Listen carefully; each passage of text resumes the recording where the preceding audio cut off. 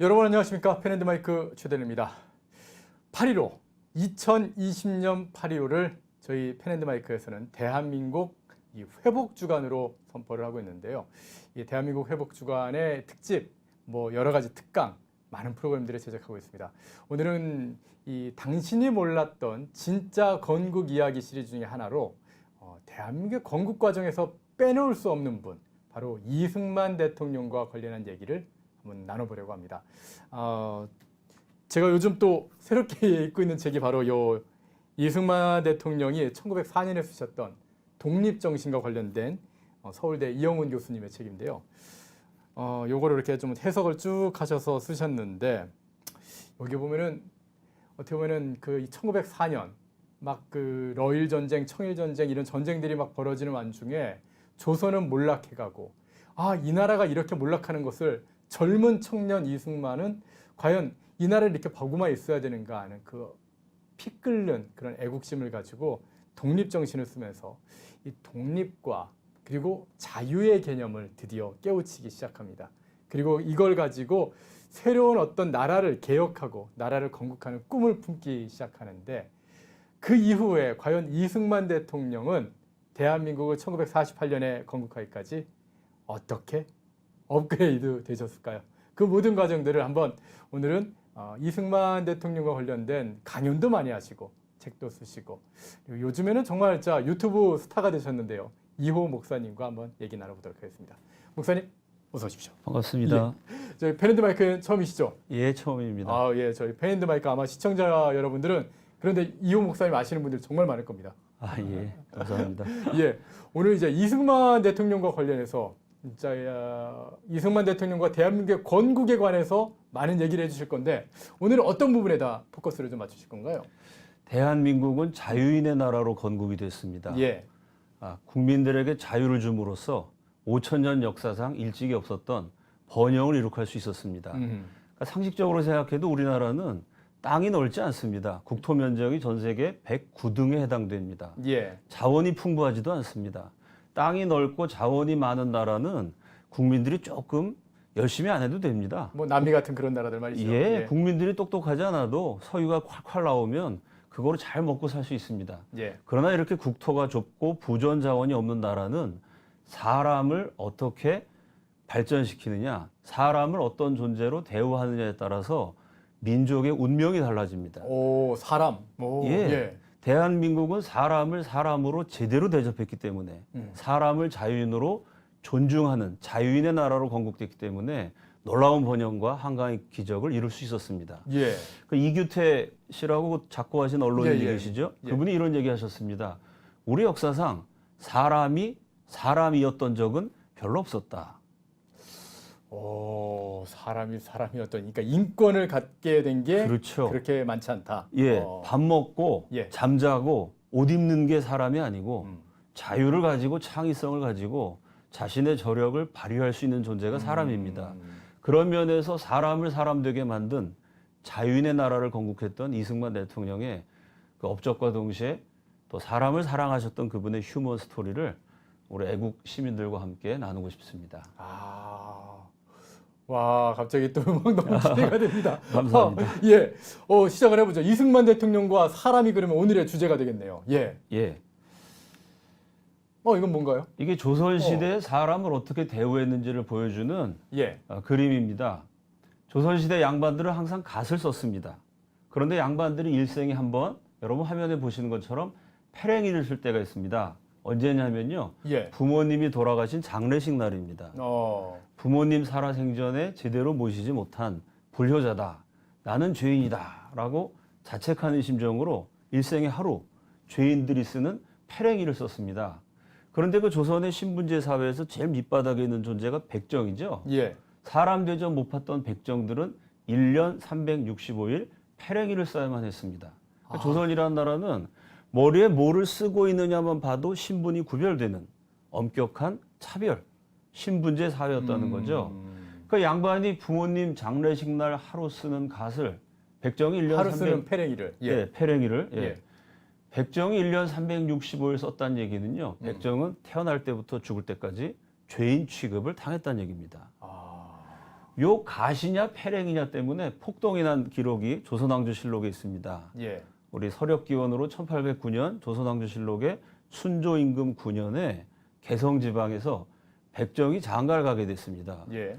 누구나 결혼식 날은 특별한 옷을 입죠. 예. 남자들 턱시도 입고 여자들 드레스를 입습니다. 똑같이 백정 신랑이 일생에 한 번 장가 가는데 나도 양반처럼 갓을 한번 쓰고 싶다. 그 마음씨 좋은 양반한테 부탁을 합니다. 예. 그 양반집 일을 많이 도와주는 백정이었기 때문에 착한 양반이 갓을 하루 빌려줘요. 그 백정 신랑이 장가 가는 날 갓을 한번 썼는데 그만 다른 양반들한테 그 장면이 들킵니다. 예. 감히 죄인인 백정이 갓을 썼다고 개성에서 폭동이 일어나가지고요. 결혼식 날 딱 한 번 갓을 썼던 백정 신랑이 두들겨 맞아서 불구자가 됩니다. 아이고. 개성 근방에 있었던 백정들의 집이 200채가 불태워집니다. 예. 모자 한 번 잘못 썼다 그래서 사람이 불구자가 되고 200채가 넘는 집이 타버리는 그렇게 엄격하게 사람을 차별했던 것이 조선의 신분제입니다. 아까 말씀하셨던 그 이승만 대통령이 한성 감옥에 갇혀 있었던 그 무렵에 예. 조선 팔도에 백정 입찢기 놀이. 참 놀이라고 이름 붙이기가 끔찍하죠. 그게 뭐냐면 연세가 지긋한 60쯤 된 백정이요. 예. 30살쯤 된 나이 어린 상놈한테 양반도 아닙니다. 상놈한테 자네라고 한마디 했습니다. 근데 상놈이 감히 백정이 내가 아무리 상놈이라 그래도 나한테 자네라 그랬다 그래갖고요. 밤에 그 백정 할아버지 집에 쳐들어가서 백정 가족들의 입을 다 찢어 놓습니다. 자네라는 한마디 때문에. 그게 이제 놀이가 돼가지고 길거리 지나가다가 백정을 보면 사람들이 마구 입을 찢는. 그러니까 이제 상놈이 백정을 차별한 게 우리 속담에 찬물도 위아래가 있는 법입니다. 같은 아래 것들이지만 상놈이라도 백정한테 자네란 말은 들을 수가 없었던 거죠. 자, 뭐 조선시대 이렇게 양반 상놈 백정을 차별했고요. 또한 차별받은 존재가 여자입니다. 제이코 로버트 무스라는 선교사님은 제 고향 강원도에 처음 교회를 세우신 예. 선교사님이십니다. 그 산이 많은 강원도를 자전거 타고 돌아다니시면서 선교를 하셨는데 그분의 책 1900년 조선에 살다라는 책이 출판되어 있습니다. 이분이 재미난 얘기를 하셨어요. 딸내미를 낳으면 너무 예뻐가지고 예. 우리 아빠들이 딸 바보가 되지 않습니까? 예. 근데 그 예쁜 딸내미 이름을 조선 사람들이 이상하게 짓는다는 거예요. 영어로 뭐라고 얘기했냐면 sorrowful, sorrow 슬프다에다가 예. 형용사 영어에 ful 붙여서 아주 슬픔이 이런 의미입니다. 이 제이콥 로버트 무스 선교사님이 sorrowful이라는 이름이 1900년 당시 조선 여자아이들 가운데 제일 흔한 이름이었다는 겁니다. 그 sorrowful이 뭐냐면은 섭섭입니다. 아, 아들 못 낳았다 이거군요. 예, 예. 아마 저 연세가 지긋하신 분들은 섭섭이라는 이름 들어보신 분들 있을 겁니다. 뭐 하나 달고 태어나야 되는데 예. 그냥 여자로 낳은 게 부모 입장에선 섭섭하다는 거죠. 여자를 노예 취급한다. 그런 내용을 미국 선교사님들이 쭉 기록하셨습니다. 예. 아까 우리 앵커님께서 말씀하셨던 한성 감옥의 이승만이요. 예. 나라가 왜 멸망하나 고민하고 고민하다가 엄청. 예. 예, 양반 상놈 차별하고 남자 여자 차별했기 때문에 땅덩어리는 좁죠. 자원이 없습니다. 이 나라의 보배는 사람인데 사람을 그렇게 차별하고 교육도 안 하고 개발시키지 않았기 때문에 예. 나라가 망할 수밖에 없다. 그래서 독립정신이라는 책에서 국민들에게 자유의 기운을 불어넣어야 된다. 예. 자유만 주면 조선 땅에 새로운 멋진 나라가 부강한 대한민국이 탄생할 수 있다. 예. 1899년부터 1904년 그 까마득한 옛날에 인권과 자유의 개념을 감옥에서 터득하게 되죠. 좀 놀랐습니다. 보면. 예. 예, 그때부터 이승만 대통령이 평생을 고민합니다. 예. 어떻게 하면 이 양반 상놈 신분제를 없애버릴 것인가. 사실은 1894년 갑오경장으로 법적으로는 신분제가 폐지가 됩니다. 예. 근데 아무리 좋은 법을 만들어도요, 사람들이 그 법을 지키지 않으면 소용이 없습니다. 그렇죠. 사실상 실효를 발휘하지 못하는 법이었던 거죠. 그러니까 이승만 대통령은 말로만 해서 안 되고 법으로도 안 되고 그렇다고 사람의 인정에 호소하는 것도 한계가 있고 그러면 근본적으로 양반 상놈 신분제를 어떻게 혁파할 것인가 한 50여 년을 고민하다가 1948년 대한민국 건국하자마자 그 건국과 동시에 자기 미국 친구들한테 이런 얘기합니다. 내가 사람을 해방시키는 기가 막힌 정책을 펼칠 거다라고 큰 소리를 칩니다. 그게 토지개혁이라는 겁니다. 그래서 1948년 대한민국 건국되고 네. 한 4달이 채 안 됐던 12월 4일 전 국민에게 토지개혁 문제라는 제목으로 이승만 대통령이 연설을 하죠. 원래 하나님이 세상을 창조하실 적에 양반과 상놈을 구별하거나 부자와 빈민을 도장쳐서 너는 부자로 양반으로 살아라. 예. 너는 상놈으로 빈민으로 살아라. 하나님이 사람을 차별하지 않으셨다는 내용입니다. 그런데 사람들이 하나님의 뜻을 어기고 양반, 상놈, 귀족, 천민의 차별적인 신분제를 만들었다는 거죠. 그래서 사람이 만든 잘못된 제도 때문에 부자는 대대로 부자고 양반은 대대로 양반으로 지냈으니 이와 같이 불공평하고 부조리한 일은 다시 없을 것입니다. 그러면 이 잘못된 제도를 어떻게 바꾸느냐? 이승만이 계속 연설합니다. 예. 지금 우리가 주장하는 민주정체의 주인은 반상, 양반과 상민, 귀천, 귀족, 천민이라는 등분이 다 없고 모든 인민이 평등 자유로 천연한 복리를 다 같이 누리게 하는 것입니다. 민주주의란 건 뭐냐? 모든 사람들이 평등하게 자유를 누리는 자유인의 나라라는 이승만의 주장이죠. 이 주장을 세우기 위해서 그 근본적 병통을 먼저 교정하여야만 모든 폐단이 차서로 바로잡힐 것이므로 토지개혁법이 유일한 근본적 해결책이라는 것입니다. 여기 수많은 연구자들이 찬탄하는 이승만의 천재성이 있습니다. 예. 민주주의 그러면 정치제도라고만 생각하거든요. 사실 요즘 우리나라 좌파들이 얘기하는 민주주의 보면은 민주주의가 말인 것 같습니다. 말로만 민주주의 말하지만 국민들 먹고 사는 문제 해결 못합니다. 아하. 오히려 우리 국민들이 수십 년 동안 고생해서 만든 세계적인 기술, 원전 같은 것 오히려 폐기해버리지 않습니까? 그러니까요. 국민들 먹고 사는데 관심 없이 정치가들이 포퓰리즘으로 돈 나눠주고 그냥 민주주의라고 구호를 외치는 그게 민주주의가 아니고요. 대한민국 건국되었을 때부터 이 나라의 건국 대통령은 민주정체는 뭐냐? 그 근본적 병통, 부자는 계속 부자고 가난한 자는 계속 가난한 자고 이게 뭐냐면 그 당시가 농업국가였거든요. 예. 양반이 지주입니다. 양반이 땅을 다 갖고 있어요. 나머지 상놈, 일반 백성들은 소장농으로 1년 내내 뼈 빠지게 일해서 수확의 절반 이상을 소장료로 바쳐야 됩니다. 그게 내가 고생한 1년 연봉의 절반씩 바치고 나면 나머지로 밥 세끼 입에 풀칠하기도 어렵습니다. 그렇죠. 먹고 살지 못하게 하는 민주주의는 민주주의가 아니라는 겁니다.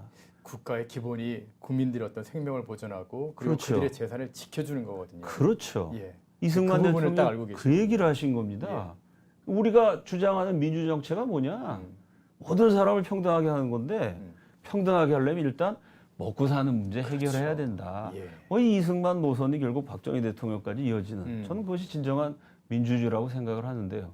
그래서 토지개혁법을 해서 5,000년 동안 양반, 귀족, 지주, 상놈, 소장민, 반은 노예 이 신분제를 철폐하고 모든 사람에게 땅을 나눠줘서요. 예. 상놈이라도 소장놈이라도 심지어 백정이라도 내 땅에서 내가 열심히 일해서 먹고 살면 된다. 이렇게 먹고 사는 문제가 해결되면은 땅 가진 사람, 뭐 지체 높은 양반 눈치 보고 굽실거릴 이유가 없습니다. 내 먹고 사는 문제가 해결 안 되니까 그거 해결하려고 그냥 숙여야 되고 인간으로서의 최소한의 자존심도 버려야 되고 요즘처럼 경제가 무너진 시대 우리 국민들이 얼마나 고생을 많이 합니까? 이게 민주주의 얘기하면서 먹고 사는 문제를 등한시하니까 그러면서 또 어떻게 정부에 요직이 있는 사람들이 뭐 아파트들은 또 많이 갖고 계시면서 아파트를 내놓느냐 안 내놓느냐 그건 못 내놓은 건 또 불가피한 사유가 있다. 예. 대한민국에 불가피한 사유 없는 집안이 누가 있겠습니까? 이승만 대통령이 대한민국 건국 때부터 말씀하셨던 민주주의는 모든 국민들이 평등한 나라. 그것은 먹고 사는 문제가 해결돼야 된다. 그래서 이승만의 토지개혁은 무려 5,000년입니다. 이 기나긴 세월 동안 농사짓는 나라에서 전 국민에게 땅을 나누어준 최초로 땅을 나누어준 대단한 개혁이었습니다. 제가 돌아다니면서 이승만 대통령의 토지개혁에 대해서 강연을 많이 했는데요. 강연하느라고 나름대로 연구를 했습니다. 예. 근데 사실은 제가 연구하면서 배운 것보다 제 강연을 듣고 많은 분들이 찾아오셨어요. 예. 그래서 그 토지 개혁을 겪었던 아주 연세가 실제로. 많으신 예, 예. 어르신부터 1948년이니까 지금 한 예. 70대, 80대면 기억하시겠죠. 예, 그분들의 후손, 자녀들부터 시작해서 음. 수많은 분들이 토지 개혁에 대한 에피소드를 저한테 참 얘기해 주셨는데 그때 참 제가 인간적인 마음이 짠한 그런 체험을 많이 했습니다. 제가 예. 강연을 했더니 한 번은 그 상놈의 후손이 찾아오셨어요. 제가 강연한 내내 눈물을 흘리시면서 제가 이승만 대통령이 상놈, 가난한 사람, 없는 사람들을 위해서 얼마나 애를 쓰셨는지 토지 개혁같이 굵직한 정책도 추진하셨지만 평상시 또 개인적으로 늘 가난한 사람 가까이 하셨던 그 인간 이승만을 얘기했더니 자기 돌아가신 아버지 얘기를 하시는 거예요. 평생 남의 집 종살이 하다가 예. 드디어 민국이 세워지고 나서 땅을 받게 된 거예요. 그 이분이 평생 그 땅을 잘 농사를 지셔가지고 그 아버님은 까막 눈이셨답니다. 글자를 못 읽으셨죠. 근데 못 배운 한이 있으니까 나는 글자도 모르고 난 놓고 기억자도 모르지만 너희들은 배워야 된다. 그리고 토지 개혁으로 얻은 땅을 열심히 농사를 지어서 자식들은 대학 공부까지 시키셨다는 거예요. 그 아버지가 이제 돌아가시게 됐는데 돌아가시기 전에 갑자기 있는 힘을 다해서 몸을 일으키시더라는 거예요. 예. 임종때가 가까웠으니까 말도 불편하시죠. 그런 분이 가족들한테 부축을 해달라고 그래서 자기가 불화받은 그 땅, 자기 땅. 농민들이 얼마나 땅에 대한 애착이 크겠습니까? 그렇죠. 평생 남의 땅 붙여서 빌어먹다가 내 땅이 생겨서 농사 지어서 자식을 글자도 가르치고 대학까지 보냈으니 얼마나 그게 마음의 보람이셨겠어요. 죽기 전에 내 땅을 돌아보겠다. 이러고 아들, 딸이 다 부축하는 가운데 그 자기가 농사 지었던 처음에 불화받은 땅에서 열심히 농사 지어서 땅을 조금씩 넓혀갔던 그 땅을 겨우겨우 한 바퀴를 다 도시고 그 자식들한테 애비는 평생 종놈으로 살다가 마지막에 나라 세워지고 나도 내 땅 가지게 됐는데 무슨 일이 있어도 너희들이 이 땅을 잘 간직해야 된다. 그리고 그 다음날 돌아가셨다는 거예요. 와. 또 그 양반의 후손이었던 분이 오셨습니다. 예. 이분이 살던 마을에 그 뒷동산이 있는데요. 네. 뒷동산 올라가서 동서남북 사방 이렇게 둘러보면 그게 다 자기 땅이었다는 거예요. 대지주였다는 거죠. 그 뭐 저희들은 잘 하인 하녀에 대해서 잘 몰라서 보통 그냥 식모 이런 단어만 알았는데 그분이 하는 얘기가 식모가 있고 찬모가 따로 있답니다. 밥하는 하녀가 있고 반찬하는 하녀가 있고 세수물 떠다 주는 하인이 있고 일하는 하인이 있고 한 50명 됐대 하인이. 그러니까 5살, 6살 때 동네 양반 도령이라고 혼자니까 심심했겠죠. 예. 그래서 구중 아주 큰 기와집에 살고 상놈들은 다 소작인들은 저 초가집에 사는데 그 마을에 자기 또래 친구가 하나 있어가지고요. 그 친구랑 그렇게 재밌게 놀았대요. 예. 아 근데 어느 날 왔더니 할머니 할아버지가 상놈의 애들하고 어울린다고 회초리를 대고 야단을 치고 그 다음날 지나면서 봤더니 그 친구도 양반댁 도령이랑 놀았다고 그 부모한테 두들겨 맞아갖고 얼굴이 퉁퉁 붓고 그리고 둘 다 맞고 양반 꼬마랑 상놈 꼬마가 길거리 지나가는데 어른들이 야단치니까 인사도 못하고 그 같은 나이 어제까지 뛰어놀 친구가 양반 도령 보고 도련님 안녕하세요. 친구가 인사를 하더라는 거야. 그 어린 나이에 야 이게 친구가 못 되는 이게 신분제라는 거죠. 사람이 못 되니까 친구도 친구가 아닌 거죠. 상하 등급인 거죠. 이거 주인과 노예 비슷한 양반 상놈 개념이죠. 그 어린 마음에 그게 상처가 됐는데 어느 날 세상이 뒤집혀졌다는 거예요.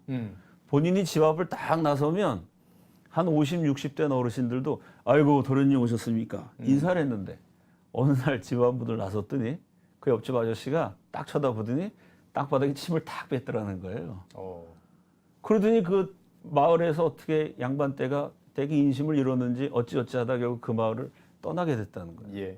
나중에 얘기를 들어봤더니 이승만이라는 아주 나쁜 지도자가 양반들 다 망하게 만들어갖고 집안이 몰락했다고. 그 부모님들이 얼마나 이승만 욕을 했겠습니까? 피해를 왔던 양반 입장, 지주들 입장에서는.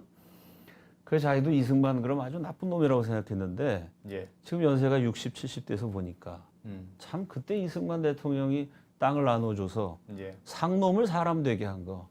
그게 진정한 인권이고 휴머니즘이었다. 뭐 상놈 양반의 후손들이 또 저한테 와서 그런 얘기들 많이 들려주시고요. 또 제가 잊을 수 없는 건 뉴욕에서 강연을 했는데 왕실 종친회 임원께서 오셨습니다. 오. 근데 그분이 오셔서 제가 강연 마쳤는데 저한테 딱 손을 내밀면서 목사님 지금 역사적인 순간입니다 이러시는 거예요. 그래서 뭐 제가 역사적인 사람도 아닌데 무슨 말씀이십니까 그랬더니 이승만을 강연하는 목사를 내가 찾아가서 인사를 한다 그랬더니 그 종친회 어르신들이 난리가 나서 욕을 하고 막 그래서 자기가 그 욕을 바가지로 먹고 나를 찾아왔다는 거예요. 예. 왜 그랬냐면은 일제시대 때도 이왕가라 그래서 조선의 왕실을 아주 최고로 예, 대우해 예. 줬습니다. 왜냐하면 고종 황제 돌아가실 때 3.1운동 나고 예. 순종 황제 돌아가실 때 60만세 운동 나니까 일제시대 조선 총독부 입장에서는 조선의 민심을 다독이려면 예. 왕실을 대우해 줘야 되거든요. 그 일제시대 때도 왕족들이 잘 살았어요. 그리고 대한민국 세운다 그러는데 역시 또 왕족의 후손인 이승만이 대통령이 되니까 예. 이게 뭐 왕국을 하나 민국을 하나 역시 대통령은 우리 태조 이성계 후손 우리 집안이다. 이승만 대통령 이러고, 왕족이시니까요. 예, 왕족들이 아주 자신만만했는데요. 예. 이승만 대통령이 토지 개혁을 하면서 왕족을 특별 대우를 안 해줬습니다. 그래서 그때 왕족들이 일제시대 때 뭐 부인 3명 두고 부인 5명 두고 그 넓은 땅에서 지주로 호화롭게 사시다가 이승만 대통령이 너희들도 농사 짓고 살아라 이러니 그 왕족이 어떻게 하루아침에 삽을 들고 농사를 짓겠습니까? 이게 안 돼서 사실 그때 그 적응 못 해갖고 참 어려워진 왕족 어르신들이 많습니다. 예. 그 이승만 그럼 이거 아주 천하의 역적놈인 거죠. 근데 이 왕실 종친회 임원분이 오셔서 우리 왕실은 그때 참 타격을 입었지만 예. 그러나 전 국민에게 땅을 나눠줘서 가난한 사람 살게 만든 그 이승만의 정책이 그게 진정한 민주주의고 옳은 것입니다. 그래서 또 왕족의 후손이 저를 찾아와서 인사를 했던 뭐 사실 그런 적도 뭐 있습니다. 저희 시청자 여러분들께서도 뭐 잘 알고 계시겠지만 이승만 대통령이 토지 개혁으로 인해서 처음으로 자기 어떤 사유재산이라는 걸 생기고 그리고 이제 농지를 갈구 일구게 된 이 대한민국의 국민들이 6.25가 딱 벌어졌을 때 그 그렇죠. 당시에 이제 공산당이 밀고 내려온 다음에 자기네들이 토지 개혁을 하고 뭐 이렇게 뭐 지주의 땅을 뺏어서 뭐 나눠주겠다 막 그런 거에 대해서 그거 3년 전에 이미 이승만 대통령이 했는데 예. 뭘 새삼스럽게 또 하냐 그런 반응이 나와서 예. 그리고 이미 그 우리 국민들이 이승만 대통령의 어떤 그 토지 개혁에 대해서 막대한 지지를 보내고 있었기 때문에 그래서 대한민국을 이렇게 지켜줄 수 있었다. 그런 그렇죠. 것이더라고요. 내 땅을 지키기 위해서 그냥 추상적인 의무의 국토가 아니고요. 땅을 받았기 때문에 5,000년 만에 처음으로 맞습니다. 내 땅에 공산 세력이 침략했기 때문에 내 자유, 사유재산을 지키기 위해서 전 국민이 싸웠던 전쟁인 거죠. 우리나라 국사편찬위원장 지내신 유영익 박사님은 양반제도 근절의 최대 원인은 이승만의 토지개혁이다. 또 뭐 토지개혁에 대해서 수많은 평가가 많습니다. 2006년에 월드뱅크, 세계은행에서 어느 나라가 경제가 발전하고 어느 나라는 경제가 쇠퇴하는데 그 주된 차이가 뭐냐? 토지개혁을 잘한 나라가 경제가 발전하는데 가장 성공적인 토지개혁 국가가 대한민국이다. 뭐 이런 평가도 내렸습니다. 자, 이 양반만 갖고 있었던 땅을 전 국민에게 나누어 줌으로써 양반의 혜택을 전 국민이 갖게 했고요. 또 하나, 양반만 갖고 있었던 게 교육입니다. 그 양반만 갖고 있었던 교육을 전 국민에게 나눠줬는데요. 이게 요 한 장의 사진이 5,000년 우리 역사에 획을 그은 기념비적인 장면입니다. 오른쪽에 지금 계신 분이 이승만 대통령인가 보죠? 이승만 선생님이신데 하와이에서 세운 1913년 하와이에 세운 학교인데요. 저렇게 우리나라 사람이 하와이에 많이 있었습니까? 그때 사탕수수바 노동자로 구한 말에 이제 하와이로 많이들 갔습니다. 그분들이 가정을 이루어서 자녀들을 낳았는데 저 사진이 왜 중요하냐면 남자아이들과 여자아이들이 같이 있습니다. 우리 역사상 최초의 남녀공학 학교입니다. 이승만이 남녀공학 학교 세운다 그러니까요. 미국 선교사들도 반대했어요.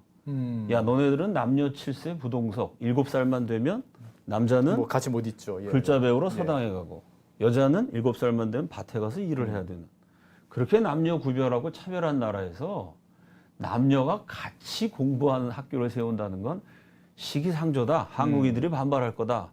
라고 미국 선교사님들이 말리는데도 이승만 대통령은 우리는 자유인의 나라.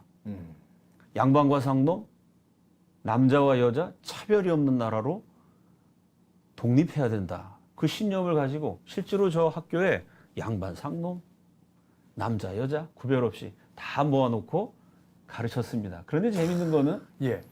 최초의 남녀공학 학교 그러면은 원래 남자만 배웠으니까 예. 남자들이 많이 있는데 여자가 조금 곁들여질 것 같은데요. 여자가 그 사진을 굉장히 가만 많습니다. 보면 예. 여자가 더 많습니다. 예. 이거 왜 그러냐면 참 여기서 이승만 대통령이 그냥 정책으로만 사람을 해방시킨 것이 아니고 가슴으로 정치인 이승만은 사람을 사람 되게 하는 자유인의 정책을 위대하게 펼치셨습니다. 사람을 사람 되게 한다. 동시에 인간 이승만은요. 예. 사람을 사람으로 사랑했던 휴머니스트였죠. 그 왜 저 여자애들이 많냐면 이 양반이 여행을 좋아하셔갖고 네. 독립운동의 근거지로 하와이를 선택하신 다음에 45일 동안 하와이를 다 여행하십니다. 구석구석을 다 살피시는데요.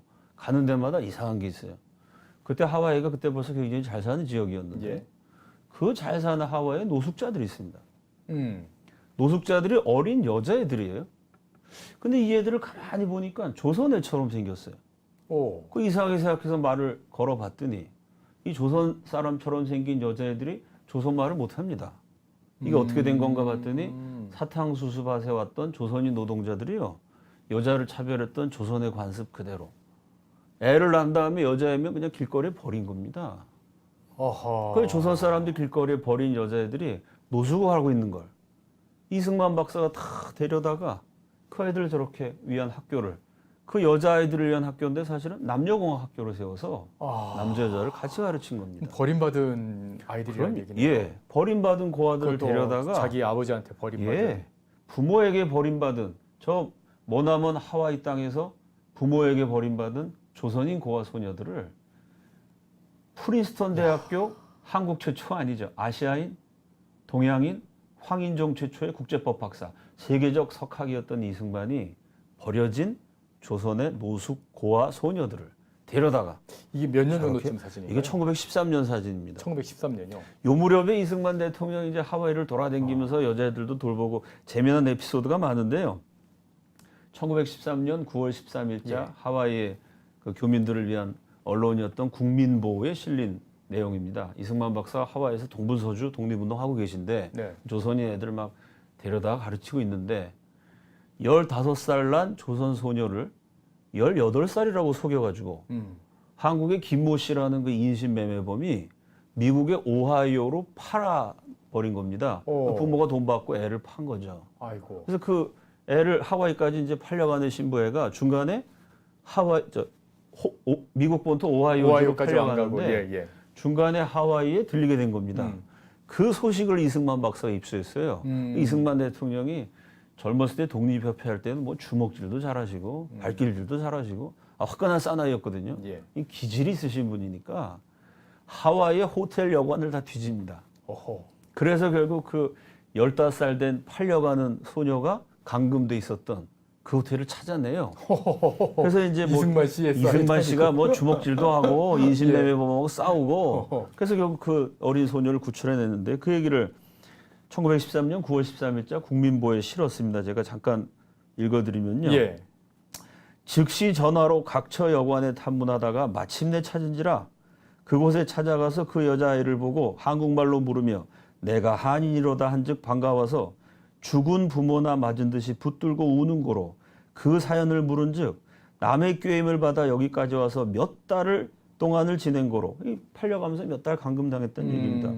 가지고 온 옷 2벌을 빨아입지 못하였은즉 그 누추함은 형용할 수 없으며 제 말이 소위 남편들 자의 나이 28세라 하나 응당 더 늙은 사람을 속여서 28세라 하는 줄로 민노라 하며 이것을 이름은 혼인이라 하나 결혼한다는 명목으로 이렇게 소녀를 꼬여서 판 거죠. 실상은 팔아먹는 것뿐이니 개명시대의 흑인 노예도 매매를 금하거든 하물며 제 동족의 어린 계집아이를 이렇듯 참혹히 파는 것은 그저 있기가 과연 도리가 아닌 것 같소이다.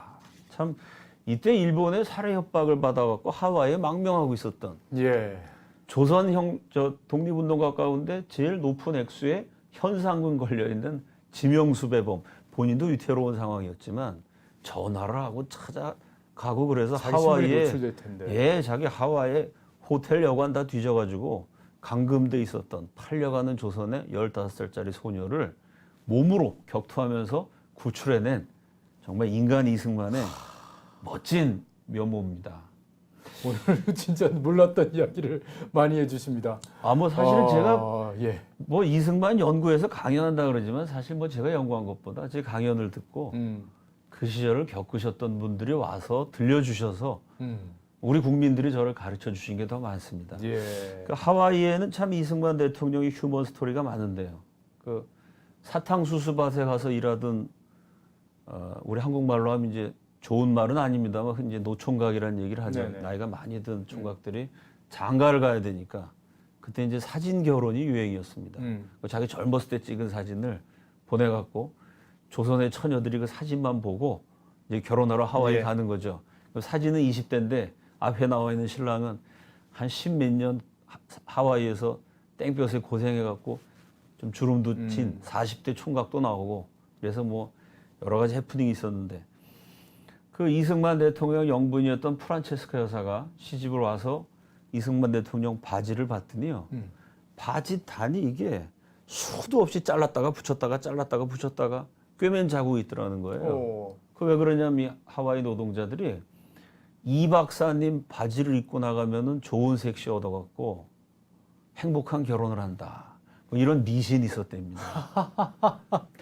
그러니까 이승만 대통령이 항상 한국 사람들 잘 돌봐주시니까 예. 저 또 아주 독실한 기독교인이고 기도하시는 분이니까 이 박사 바지 입고 나가면 좋은 섹시 얻는다. 이러고 야. 이승만 대통령 바지를 키가 큰 사람은 좀 늘리고 예. 키가 작은 사람 줄이고 그래서 이승만 박사 바지를 입고 나가서 신부를 만났던 완전 뭐 성경에 그분 옷자락이라도 잡는 어떤 그런 예, 심정으로 바지를 입으셨군요. 그리고 하와이 가면 예. 그 양로원이 있습니다. 그렇게 해서 이승만 대통령 바지 입고 나가서 섹시 얻으신 분들은 그래도 참 좋은 성공적인 케이스가 되는 거고요. 뭐 평생 참 섹시 하나 얻으려고 고생해서 돈 모았는데 결혼도 못 하고 있다가 뭐 나이가 많지도 않은데 병 걸려서 돌아가시는 또 홀로 이제 임종을 맞이해야 되는 그런 그 한국 남자 청년들을 위해서 이승만 대통령이 하와이 독립운동하면서 양로원을 세우죠. 예, 근데 그 양로원에서 이제 마지막 죽어가시는 분들이 섹시 하나 맞이하려고 고생해서 돈 모았는데 그 돈을 못 쓰게 됐기 때문에 예. 이승만 대통령에게 독립운동하는데 우리 잃어버린 나라를 되찾는데 이 돈을 써주십시오. 자기 마지막 남은 전 재산을 다 이승만 대통령에게 독립운동 자금으로 기탁을 하고 예. 이승만 대통령의 그 죽어가는 청년들, 노총각들을 마지막까지 이렇게 안아주셨다는 거예요. 이승만 대통령은 한성 감옥에 계실 때도 콜레라가 번져서 사람들 죽어갈 때 그 죽은 시체를 끌어안고 예수님 믿으라 그러고 위로해주고 그 시체하고 인연이 참 질긴 분입니다. 한성 감옥에서도 죽어간 사람 수도 없이 부둥켜 안고 임종을 지켜주셨고요. 예. 하와이에서도 섹시 얻으려고 그랬던 돈 다 독립운동 자금으로 헌납하고 쓸쓸히 이역만리 타향해서 눈을 감는 그 남자들 꼭 끌어안아주면서 참 천국 가라고 마지막까지 위로해주고 예. 기도해줬던 그 프란체스카 여사의 회고록을 보면 독립운동하는 게 힘들고 어려웠지만 사탕수수밭 노동자로 일하다가 홀로 눈을 감는 그 동족들의 최후를 느낄 때마다 형제라고 생각하신 거죠. 품에 예. 안고 있는 조선 사람이 차갑게 식지 않습니까? 예. 그 체온을 느낄 때마다 야, 이 이름 없는 애국자들을 위해서라도 우리가 힘을 내서 반드시 나라를 되찾아야 되겠다. 그때마다 다시 용기를 냈다. 뭐 이런 이 사진을 보니까 이 이승만 대통령이 젊으신 모습이 너무 진짜 감동으로 느껴지는군요. 예, 이렇게 말씀을 참. 드리니까. 뭐 이승만 대통령 아, 그 독립운동할 때부터 이렇게 예. 남녀 차별 없이 국민들을 가르치셔서 대통령이 되신 다음에는 뭐 의무교육제, 문맹 퇴치 운동 이런 걸 벌여서 그 당시 초등학교 입학하는 아이들이 취학 전 연령의 14%였던 것을 이승만 대통령이 96%까지 끌어올립니다. 예. 5,000년 역사상 처음으로 사람들이 땅을 갖고 글자를 읽게 된. 사유재산과 교육 이 두 그렇죠. 가지를 가지고 그렇죠. 계시는군요. 그게 자유인의 필수 조건이라고 보신 거죠. 자, 그래서 대한민국 건국의 네. 역사적 의미를 조선과 비교해 보면요. 조선하고요. 예. 예. 뭐 조선을 대표할 수 있는 문장이라고 제가 개인적으로 생각하는데 우리 신소설으로 유명한 이인직 선생님의 혈의 누. 교과서에서 배우던 예. 예, 우리 국어교과서에 나오고 역사교과서에도 나옵니다만 혈의 누라 그랬으니까 피눈물이라는 뜻이죠. 이게 참 사람 대접 못 받은 조선 백성들의 피눈물 나는 이야기입니다. 예. 그 소설의 한 대목, 나라는 양반님네가 다 망쳐놓으셨죠. 상놈들은 양반이 죽이면 죽었고 때리면 맞았고 재물이 있으면 양반에게 빼앗겼고 계집이 어여쁘면 양반에게 빼앗겼으니 소인 같은 상놈들은 제 재물, 제 계집, 제 목숨 하나 위할 수가 없이 양반에게 매였으니 나라 위할 힘이 있습니까? 입 한 번 잘못 놀려도 오금을 끊어라. 귀양을 보내라 하는 양반님 서술에 상놈이 무슨 사람값이 나가겠습니까? 사람을 죽이면 죽고 예. 때리면 맞는 노예로 만들었기 때문에 조선은 멸망했습니다. 그 조선을 이어서 나라 이름도 뭐 북조선, 조선민주주의 인민공화국. 예. 북한은 조선이란 이름만 계승한 것이 아니라 백성의 형편을 더 악화시켰죠. 이게 2000년에 평양에 있는 출판사에서 발행된 사회주의 강성대국의 건설 사상, 예. 북한의 중요한 책입니다. 거기 뭐라고 되어 있냐면 수령의 안녕을 지킨다는 것은 누구 할 것 없이 치열한 계급 투쟁이며 조국과 민족의 운명을 좌우하는 결정적인 싸움이다. 김일성, 김정일, 김정은 그 수령, 어버이 수령의 안녕을 지키는 게 누구에게나 우리 모든 한민족에게 가장 중요한 계급 투쟁이랍니다. 이게 2000년에 나왔다고요? 2000년에 나왔습니다. 개명한 21세기에 이게 조국과 민족의 운명을 좌우한다는 거죠. 예. 그래서 나온 게 총폭탄 정신, 수령의 안녕을 지키는 과정에서 내 한 몸이 그대로 총탄이 되고 장렬하는 폭탄이 돼서 내가 폭탄이 돼서 내 몸이 꽝 터지고 쪼개지는 한이 있어도 적들을 떨리게 하고 수령을 지켜야 된다. 이것이 수령 결사옹호 정신이다. 똑같은 인간인데. 예, 뭐 이 결사옹호 요 정신을 남한에 있는 운동권 학생들이 그대로 배워가지고 옛날에 결사옹호라고 그런 얘기하고 예, 뭐. 혈서 쓰고 그때 혈서 갖고 다니시는 양반들이 지금 뭐 국회의원도 되고 장관도 되시고 그래서 열심히 어버이 수령 좋아합니다만 이 북한에서는 총폭탄 정신 실제로요. 북한에 세 쌍둥이가 태어났습니다. 애 이름을요. 김총, 김포, 김탄. 애 이름을 진짜 총, 포, 탄이라고 지은 일이 있었습니다. 그러니까 사람을 총폭탄으로 만들었으니까 저렇게 다 굶어 죽는 전 세계가 비웃는 엉터리 체제가 된 것입니다. 대한민국은 아이고. 1948년 8월 예. 15일 참 건국 72년의 또 역사적인 순간에 네. 제가 또 애국 시민들에게 또 펜앤마이크를 통해 인사를 드리게 돼서 저도 참 영광인데요. 72년 전에 이 나라가 세워지는 그 순간 예. 건국 대통령이 이 독립인 동시에 건국이거든요. 그렇죠. 근데 우리가 독립 그러면 잃어버린 나라를 되찾는 거다. 그건 틀린 얘기입니다. 그냥 우리가 잃어버린 나라는요. 사람을 사람 대접하지 않는 신분제 국가. 조선. 조선이었습니다. 예. 잃어버린 나라를 되찾기 위해서 단순히 독립 투쟁한 게 아니다. 우리는 왜 싸웠느냐? 자유를 위해서 싸웠다. 이 땅에 사는 사람들의 자유. 예, 독립 운동을 재해석하는 동시에 건국의 이념, 자유민주주의를 선포하신 아주 역사적인 연설입니다. 예. 민주정체의 요소는 개인의 근본적 자유를 보호하는 것입니다. 국민이나 정부는 항상 주의해서 개인의 언론과 집회와 종교와 사상 등 자유를 극력 보호해야 될 것입니다. 예. 우리가 40여 년 동안을 외적의 손에 모든 학대를 받아서 다만 말과 행동뿐 아니라 생각까지도 자유로 하지 못하게 되었습니다. 이 일제시대가 왜 비극이냐? 자유를 뺏겼다는 겁니다. 그러나 그것은 우리 민족이 이 위대한 한민족은 자유를 빼앗긴 노예 상태에 만족하지 않고 절대로 자유를 찾기 위해서 싸웠던 자유의 정신을 가진 저력 있는 민족이다. 이 독립운동사에 대한 아주 참 고차원적인 해석입니다. 우리가 왜 싸웠느냐? 우리는 개인 자유활동과 자유 판단권을 위해서 쉬지 않고 싸워온 것입니다. 자유를 찾기 위한 투쟁이 독립운동이었고 그 독립운동의 결과로 대한민국은 자유인의 나라로 건국됐다. 그러니까 제가 서두에 말씀드렸듯이 땅덩어리 좁죠? 자원 없습니다. 그럼 이 한반도에서 사람을 어떻게 해석하느냐, 이해하느냐, 존중하느냐 거기에 따라서 이제 운명이 바뀌는데요. 조선은 때리면 맞고 죽이면 죽이는 백성. 북한은 어버이 수령을 위한 총포탄. 대한민국은 사유재산과 글자를 읽을 줄 아는 자유인, 사람을 자유인으로 대접했기 때문에 자유인의 나라로 만들었기 때문에 부강했습니다. 저 이거 이렇게 딱 읽으면서 그 권리장전 있지 않습니까? 예, 맞습니다. 그러니까 뭐 영국의 어떤 명예혁명에서의 그 자유인, 인간의 예. 어떤 그 권리에 대한 이야기, 프랑스 파리의 그 혁명에서 나오는 어떤 그런 이야기들 그거 딱 연상이 되는데요. 예, 1899년부터 1904년까지 우리 앵커님께서 예. 읽으시는 저 독립정신을 집필하셨던 그 시기에 한성 과목의 이승만이요.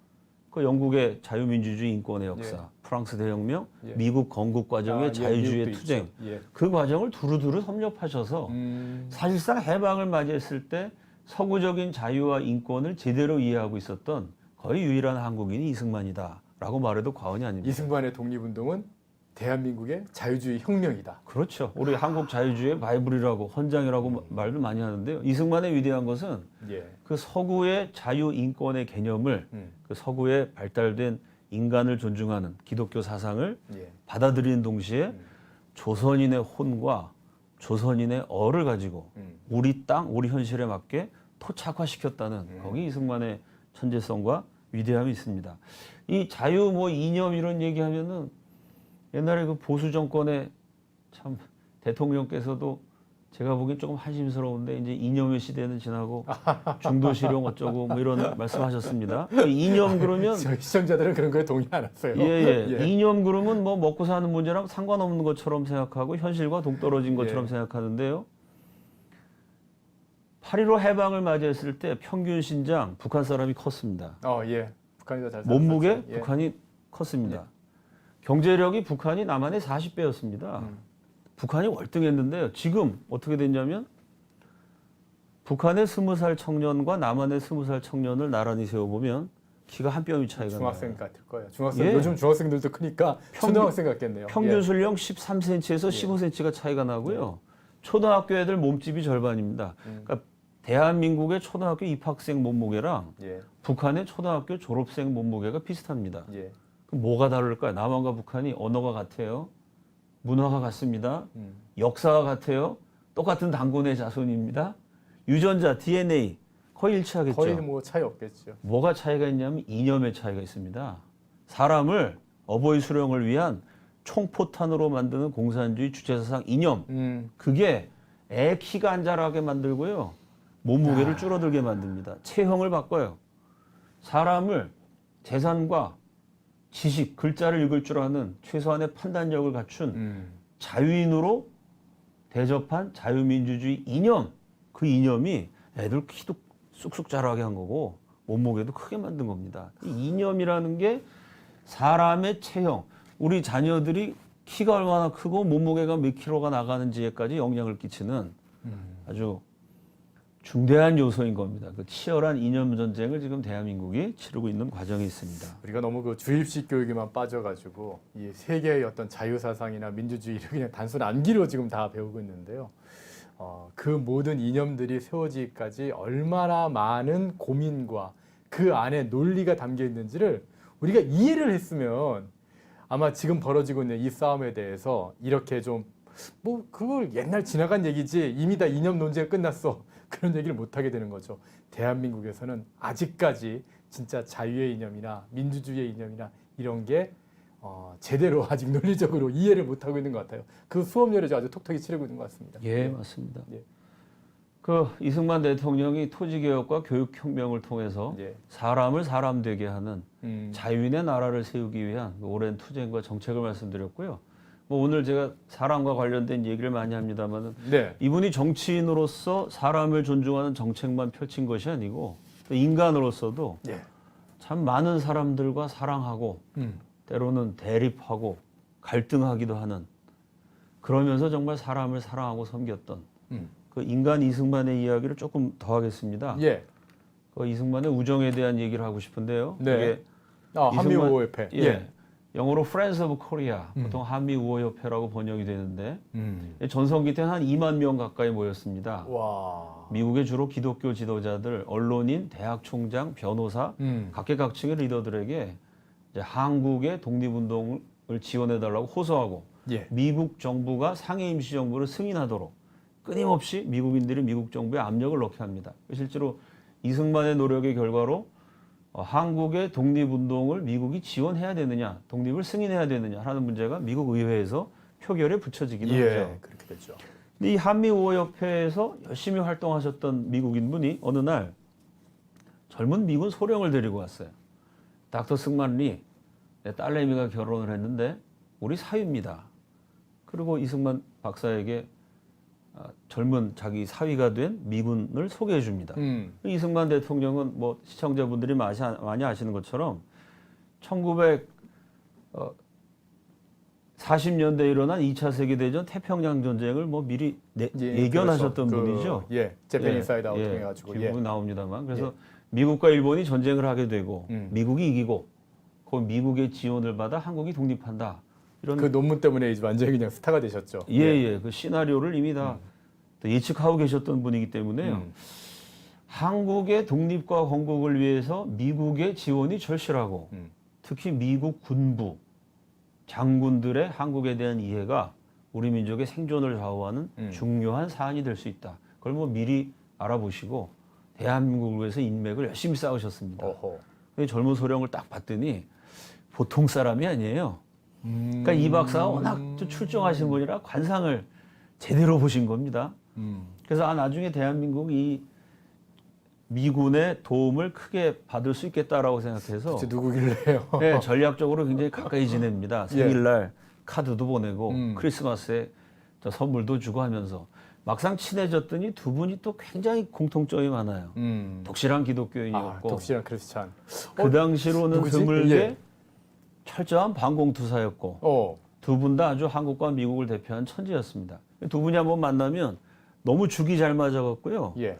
몇 시간씩 서로 속삭이듯이 대화를 했다는 거예요. 그러니까 프란체스코에서 회고록 보면 우리 남편이 나보다 좀 미국 남자를 더 사랑하는 것 같아서 내가 질투가 났다. 그렇게 기록할 만큼 가까이 지낸 분, 뭐 우리 국민들이 다 알고 계신 분입니다. 그 유명한 메가더 장군이죠. 그 두 분이 만나면 이렇게 팔짱을 껴요. 꼭 사귀는 것 같죠, 두 사람이? 또 이렇게 만나면 뭐 포옹을 하고 옆구리를 만지고 저렇게 저게 굉장히 오래된 인연이었군요. 저렇게 가까이 지내니까 프란체스카 여사가 질투를 느낄 만큼 두 분이 아주 사이가 돈독했습니다. 그래서 이승만 대통령은 끊임없이 한국에 대해서 메가더에게 알리죠. 메가더는 40년 넘게 한국을 위해서 늘 기도했던 정말 한국인보다 한국을 더 사랑하시는 분이셨습니다.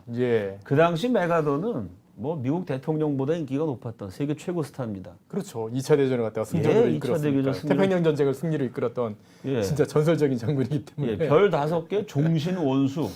자기가 그냥 그만두고 싶을 때까지 계속 군인할 수 있는 뭐 아주 세계 최고의 스타였는데 저런 거물이 아프리카보다 가난했던 대한민국이라는 나라가 식민지에서 독립해서 나라 세운다. 그런 거 뭐 일일이 챙기지 않습니다. 그걸 어떻게 그 두 분이 이렇게 연결이 참. 근데 40년 친구였던 이승만이 드디어 나라를 되찾고 40년 동안 내가 기도했던 코리아가 드디어 독립이 되니까 저 유명한 메가더가 1948년 8월 15일 72년 전에 대한민국 건국을 축하하기 위해서 서울에 옵니다. 그때 이승만 대통령이 대한민국을 위해서 워낙 메가더가 가까운 친구이긴 하지만 또 사적인 관계가 공적인 업무로 연결되는 게 항상 그런 건 아니기 때문에 대한민국을 위해서 미국의 지원, 메가더의 지원을 이끌어내기 위해서 아주 각별한 노력을 합니다. 이승만 대통령이 하신 일이요. 메가더 장군의 아버지도 유명한 장군이었어요. 그래서 아버지 메가더가 러일 전쟁 때 조선을 방문한 적이 있습니다. 그래요? 그때 고종 황제가 강대국 장군이 왔으니까 환심을 살려고 국보급 향로를 선물합니다. 그 조선의 국보니까 얼마나 근사한 걸작이었겠어요. 아버지 메가더가 그거를 집에다 전시해 놓고 맨날 손님 오면은 이 코리아란 나라가 있는데 그 나라 황제가 국보를 나한테 선물로 줬다고 늘 자랑을 했어요. 그 아들한테 물려줬습니다. 아들 메가더도 아버지가 준 조선의 국보를 가보로 아주 소중히 간직하다가 태평양 전쟁 때 일본의 기습을 받아가지고 갑자기 도망을 치다가 그 향로를 잃어버렸습니다. 그 태평양 바다에 빠뜨렸는데 메가더가 얼마나 그거 잃어버린 것 때문에 열받았냐면요. 해병대 수색대를 보내서 바다를 뒤졌어요. 예. 향로 하나 찾으려고. 예. 그 정도로 공을 들였는데 못 찾았습니다. 아. 그 뉴스를 이승만 대통령이 듣고 전국에 수배를 합니다. 그 메가더의 아버지가 선물로 받은 향로, 그 걸작품을 만든 예술가가 하나만 만들지는 않았겠죠. 그렇겠죠. 비슷한 작품이 조선 땅 어딘가 있을 거다. 어허. 그 전국을 다 뒤져갔고요. 메가더의 아버지가 받았고 메가더 장군이 잃어버렸던 그 향로랑 비슷한 뭐 거의 같다고 말해도 과언이 아닌 그 국보를 하나 찾아내요. 예. 그 비슷한 국보를 한 2개를 더 마련해 갖고 우리 한국 사람 딱지치기라도 3세판 하지 않습니까? 3개를 딱 준비해서 1948년 8월 15일 이 나라 건국일에 예. 메가더에게 선물을 딱 줍니다. 그 메가더가 얼마나 감격했겠어요. 우리 아버지가 물려줘서 내가 잃어버린 예. 그 국보를 40년 친구가 준 거예요. 그걸 주면서 이 자존심 강한 이승만 박사가 미국 사람도 독실한 기독교인이었지만 이승만이요. 미국 사람 어떤 면에서 싫어했어요. 좀 미국 사람들 기독교 정신은 배워야 되지만 인종차별하는 거. 아. 이거 글러먹었다. 예. 이승만이 왜 메가더를 좋아했냐면 메가더 인종차별 안 하는 사람이었습니다. 아시아인의 문화에 정통해서 연장자, 나이 드신 어른 지나가면 일어나서 모자 벗고 인사할 줄 알았던 동양식 예의범절을 지킨 그 메가더를 이승만이 아주 좋아했어요.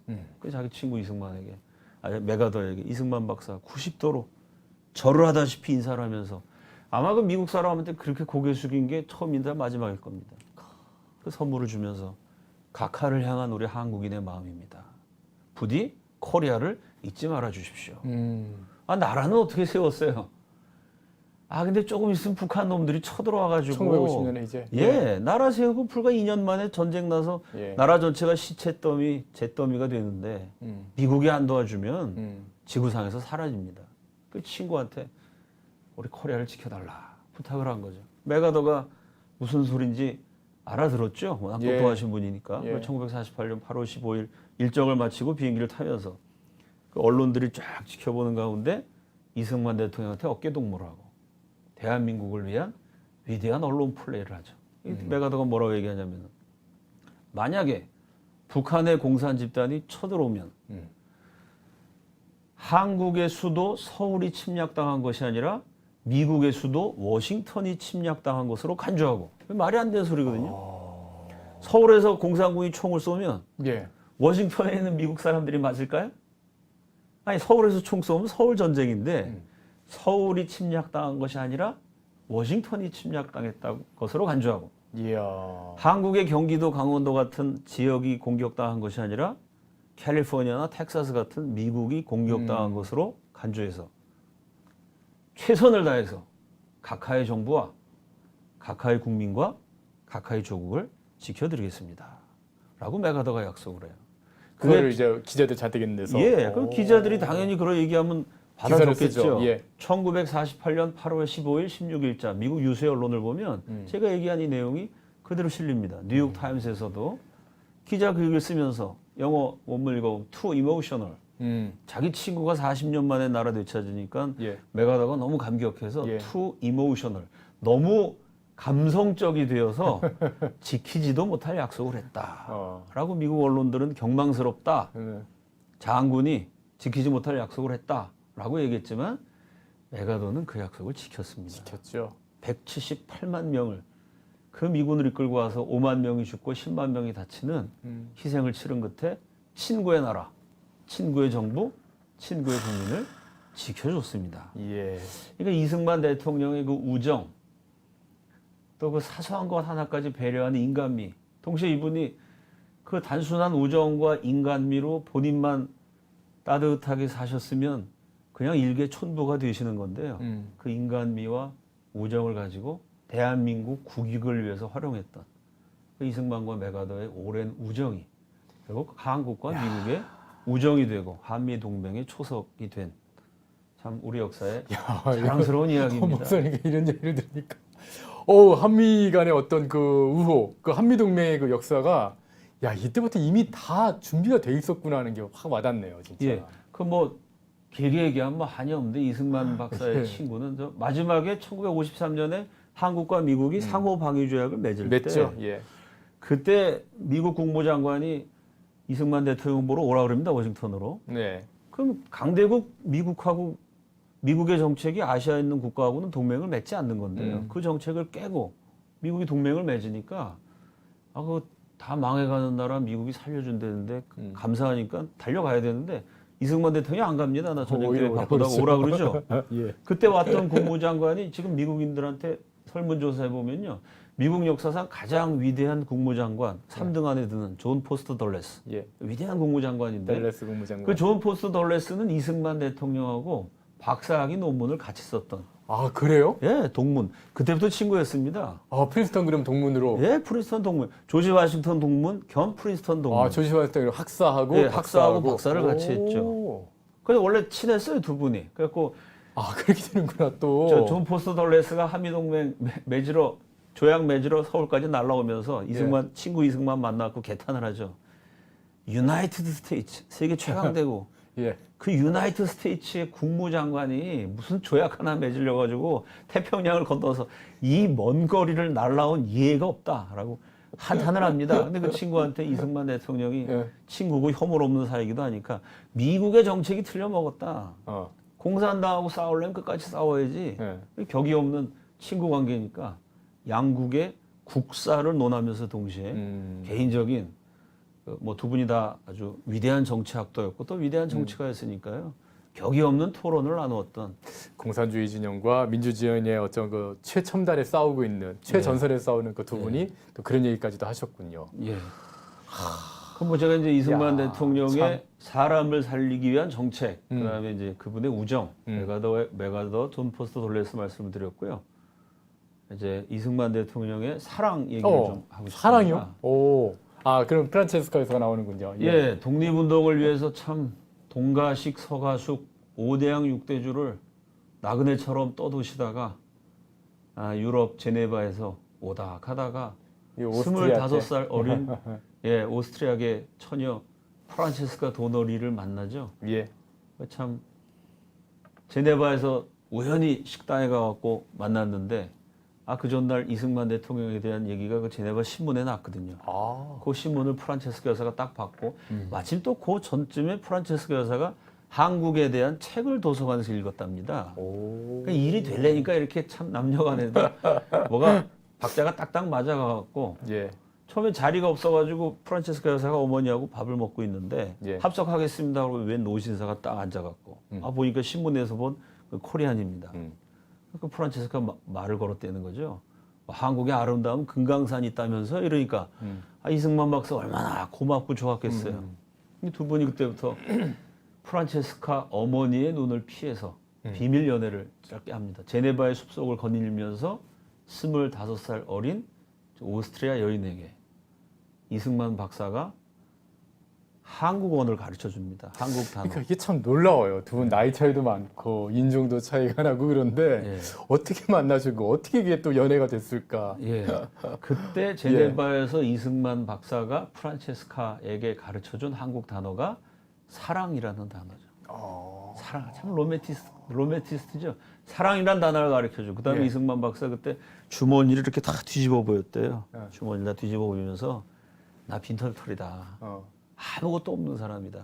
난 조국 독립을 해서 다 바친 사람이다. 네가 이런 사람하고 사랑할 수 있겠냐.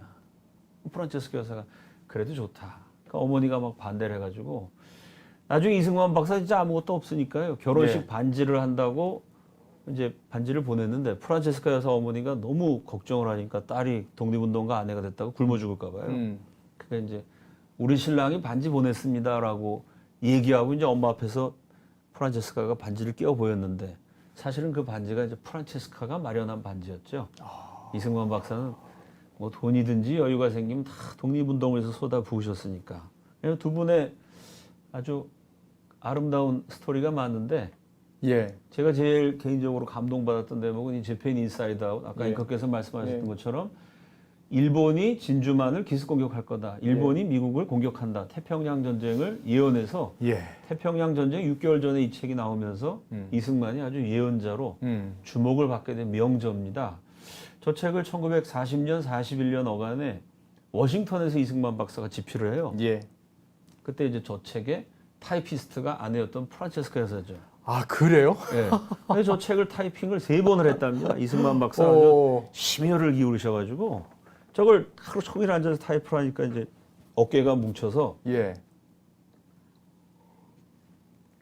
힘이 드셨겠죠. 그 어깨가 너무 짓눌려서 아프다 그러면 이승만 박사가 프란체스카 여사를 데리고 워싱턴에 포토맥 강변으로 나가셨다는 거예요. 그리고 어린 아내의 어깨를 주물러 드리면서 노래를 부르셨답니다. 오, 노래를요? 그때 이승만 25살 많은 이 참 나이 많으신 남편이 어린 아내에게 불러준 노래가 아리랑이죠. 우리 한국인 있는 곳에는 어디나 아리랑이 있습니다. 아. 일제시대 때 우리 할아버지들이 가서 일하던 탄광에 보면요. 벽에 예. 어머니라는 글자, 아리랑이라는 글자가 지금도 새겨져 있는 거 발견할 수 있어요.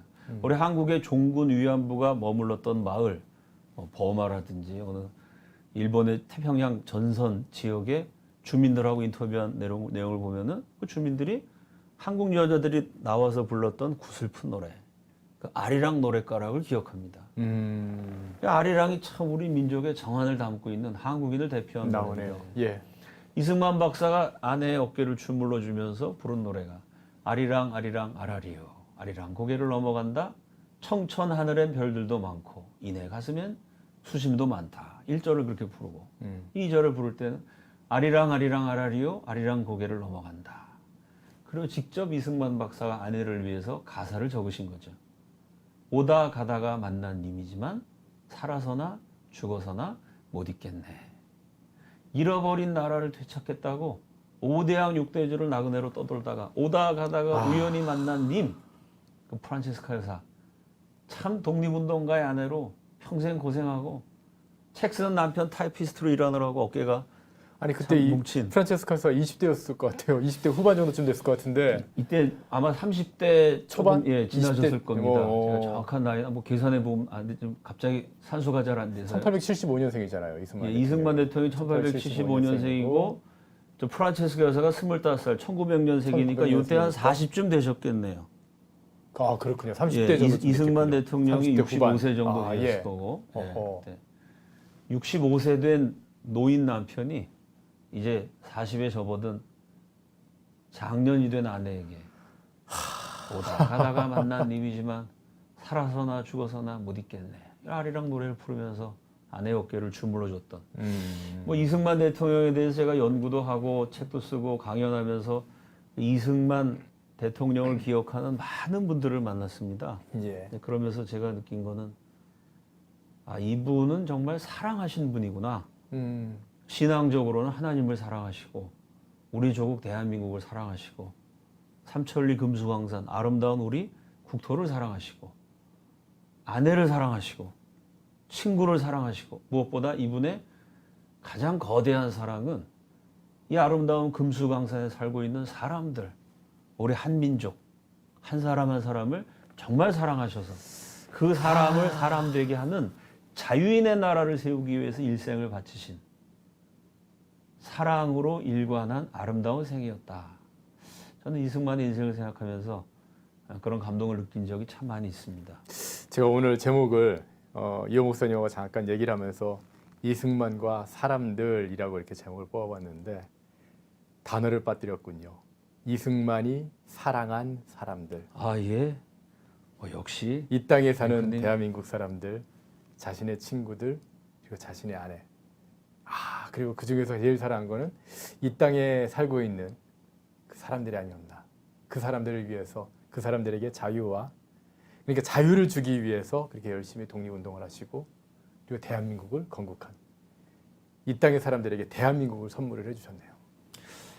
그래서 참 사람 이렇게 얘기하면 참 이게 사람을 안 사랑하는 인간들이 사람이라는 구호를 잘 사용합니다. 북한에서 나온 주체 철학 강좌라는 책 딱 펼치면 첫 페이지에 예. 혁명과 건설의 주인은 사람이다. 또 뭐 좌파 정권에서 사람이 먼저다. 사람 먼저다. 그러는데요. 아니 뭐 그 사람들 말 제가 믿지는 않습니다만 예. 그 말을 인정한다면 정말 사람이 먼저고 사람을 중요하게 생각한다면 예. 우리 역사상 사람이 사람이었던 적이 없었던 그 5,000년 역사 속에 사람을 사람 되게 만든 이승만을 기억해야 됩니다. 제가 참 앞뒤가 안 맞는다고 느낀 게 뭐 한두 가지 아닙니다만 문재인 대통령이 한미동맹은 위대하다 연설했어요. 과거에 이낙연 국무총리도 국무총리 시절에 한미동맹 위대하다 얘기했습니다. 예. 강경화 외무장관도 한미동맹 위대하다 그랬어요. 그러면 한미동맹이 위대하면 한미동맹을 만들어낸 이승만도 위대하죠. 예. 최소한 이승만은 비판하더라도 한미동맹은 위대하다라고 대통령, 국무총리, 장관이 다 말했을 정도면요. 예. 이승만이 잘못했지만 위대한 한미동맹 만든 거는 잘했다. 최소한 요렇게 말해야 예? 그래야 이게 앞뒤가 맞는 건데요. 한미동맹 위대하다라고 외치면서 이승만은 나쁜 놈이다라는 식으로 몰아갑니다. 똑같이 사람이 먼저고 사람이 예. 주인이고 얘기하면서 정말 그 사람을 사람 되게 만든 이승만에 대해서는 침묵합니다. 북한이 무슨 사람이 주인입니까? 공산주의가 김정은이 주인이죠. 예, 아까 말씀드렸듯이 사람을 총폭탄 되게 만든다는 그 결사옹호 정신 그거를 혈서 쓰고 댕기던 그 청년 시절을 보낸 사람들이 지금 지도자가 되고 정치가가 돼서 예. 무슨 사람을 논합니까? 정말 사람을 사랑한다면 그 사람에게 자유를 주고 먹고 살게 만들고 정책으로가 아니라 삶으로 사랑을 실천했던 이승만을 다시금 기억해야 합니다. 예. 와, 그 목사님하고 막 얘기하더니 한 시간이 왜 요즘 젊은 사람들 표현으로 순삭이라고 그런 표현을 하는데 예. 순식간에 삭제가 돼 버렸습니다. 네, 감사합니다. 와, 근데 그 삭제되고 그 자리에는 이승만 대통령의 사랑만 오롯이 남았습니다. 여러분, 대한민국을 사랑하셨던 이승만 대통령, 이 땅의 사람들을 사랑하셨던 이승만 대통령, 이제는 우리가 제대로 그 사랑을 좀 배워야 될 것 같습니다. 또 오세요. 예, 영광입니다. 또 와주십시오. 감사합니다. 또 오셔가지고 또 아주 좋은 얘기들 좀 많이 좀 해주십시오. 우리가 예. 정말 진짜 이승만 대통령의 건국 이야기는요. 앞으로도 나중에 좀 시리즈로 한번 기획을 좀 해보도록 하겠습니다. 예, 뭐 여기 오늘 나온 김에 예. 저희 늘 대한민국의 자유와 진실을 위해서 열심히 싸워주시는 우리 펜앤마이크 모든 관계자분들에게 제가 국민의 한 사람으로서 진심으로 감사드립니다. 아유, 무슨 말씀을요. 열심히 하겠습니다. 오늘 진짜 뭐 한 시간 순식간에 지나가셨죠? 예, 끝까지 시청해주시면 여러분 대단히 감사드리겠고요. 대한민국을 우리 함께 사랑하는 마음으로 회복시켜 보시죠. 예, 목사님 오늘 나오셔서 감사합니다. 감사합니다.